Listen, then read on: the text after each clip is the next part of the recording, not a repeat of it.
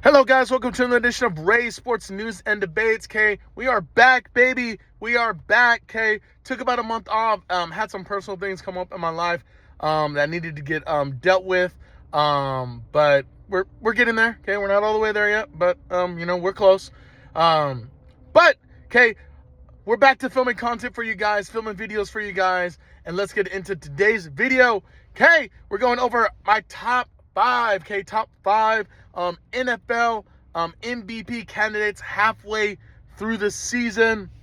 Okay, and without further ado, okay, let's get into today's video. At number 5, okay,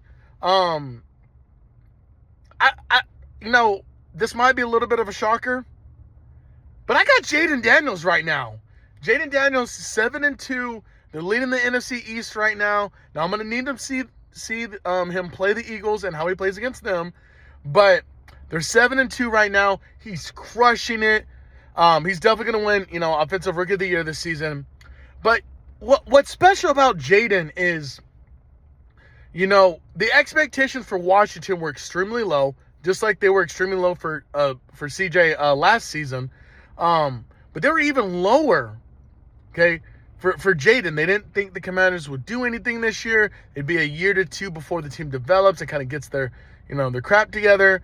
But Jayden Daniels he's balling, guys. He is balling. If that Hail Mary that he threw didn't disprove you that there's something special with this kid, man, I don't know what TV screen you're watching.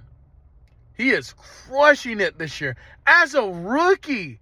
Okay? Think about how many rookies we've had come along, outside of CJ Stroud that have done what Jayden has done. He's been spectacular on the field. He's not turning the ball over. The offense looks great, okay? And I love Jayden Daniels, and I think he should absolutely be in the MVP conversation. Going in at number 4, little bit of a shocker, but I'm going to go Patrick Mahomes. I think his name alone is going to put him in the conversation, okay? The Chiefs are the only unbeaten team right now. They're 8-0. They beat the Bucs, minus, obviously, Mike Evans and Chris Godwin. But, hey, you got to play who's on your schedule and next man up mentality. No one in the NFL is going to feel sorry for you. But, yeah, now, Patrick numbers and stats have been kind of okay, but the Chiefs have had their own injuries, okay? They don't have Hollywood until mid-December. They lost rights to the year. I believe Pacheco's coming back in a week or two. His injury was like 6 to 8 weeks, so it's kind of like, he could be back soon, he could be back later. But, the Chiefs have made the moves, okay? They went out, they got DeAndre Hopkins, had 8 catches for 85 yards, 2 tutties yesterday. Travis Kelce is looking like his old self, having 14 catches yesterday. But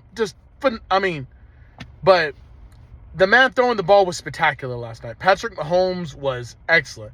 Now, if he can cut down on the turnovers, get his stats up a little bit in terms of touchdowns, less turnovers, then hey, if he's undefeated, he's probably gonna get it. That's just the nature of the beast. But I got Patrick Mahomes at number 4. Coming in at number 3, okay, unfortunately, I got Derrick Henry right here. Now, I would put him number 1. I really would. I just think with where Lamar's at right now, certain things would need to go Henry's way in order for him to win the MVP. One, I think if he could break the rushing record, okay, I think you have to give it to him. I don't care what Lamar's stats are, what Jared Goff's stats are, what Patrick Mahomes' stats are. He breaks the rushing record at 31 years old. I think you got to give it to him. The shelf life for a running back, once you hit like 30, once you hit 30, you're done. They move on from you. Okay, it happened to Joe Mixon. It happened to a lot of, happened to Zeke, happened to a lot of these great running backs. And, and shame on Jerry Jones in Dallas, because they could have this Derrick Henry right now, who halfway through the season, has 1,052 rushing yards, okay? So he's pretty much at the halfway point of going for the record. I believe the record's like 2,108.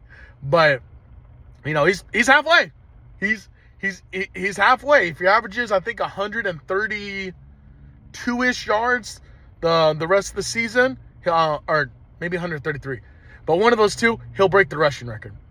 And I think another thing that could help is the touchdown. I think Falk had 28 one season, and Henry has 11 halfway through the season. But Henry's not going to give you receiving touchdowns like Marshall Falk did, and LT. But Henry's having a phenomenal season. Okay, first season with the Ravens. He already has 1,052 rushing yards, 11 touchdowns. Okay, now the first game, I don't count the first game for Henry because that's a shame on the Ravens for not knowing how to properly use that mother effer. But now that they know how to use that mother effer, okay, I mean, he is just running all over every single team. And what helps Henry here is his quarterback, because it's like, you have to play 50-50, okay? You can't load the box because that means Lamar's going to read option and go to the outside. Okay, and Henry can still move to the outside as well. So you either have to, okay, we're going to shut Henry down, we're going to shut Lamar down. We're going to try and limit them both, or we're not going to try and limit them both. But Henry's been phenomenal, you know, halfway through the season. If it wasn't for his quarterback, he would probably be the front runner for MVP right now. But yeah, I got Derrick Henry at number 3. At number 2, I got Jared Goff. And you know, the reason I have Jared Goff at 2 and not number 1, even though their offense has been absolutely phenomenal, is he's doing some things, but he's not really doing a lot. Okay? You know, I mean, they're going to pass the ball about 18 to 25 times a game. Okay? They're going to give McGovern, you know, 14 to 18 touches, and they're going to give Gibbs about 14 to 18 touches. Okay? And you know, shout out to Jared Goff. He went 18 for 18 one game. Absolute perfection. And Jared Goff's been phenomenal this year. And I think if he could pad the stats a little bit, okay, and they finish 15-2, okay, more than likely he's gonna win the MVP. It's kind of hard based on who I have at number 1. But Goff's played phenomenal. He's led that team. We knew the Lions were going to be good this year, but we didn't think they were going to be this good, and they have lived up. They have lived up to expectations and then some. They're 7-1. They're clearly cut the best team in that division. They're better than the Packers. They're better than the Bears, and they're better than the Vikings. And that's who they beat in the past 2 weeks. Is they played the undefeated Vikings, beat them. Okay, they beat the 6-1 Packers. Okay, so they beat the top 2 teams in their division, and they play Chicago this week. So I don't play Chicago this week. Chicago plays somebody else. But I mean, Goff's having a special year. You can't take anything away from him, and I wish people would give Jared Goff a little bit more credit. I know what you're thinking. Well, you know, why don't you give him more credit and put him number 1?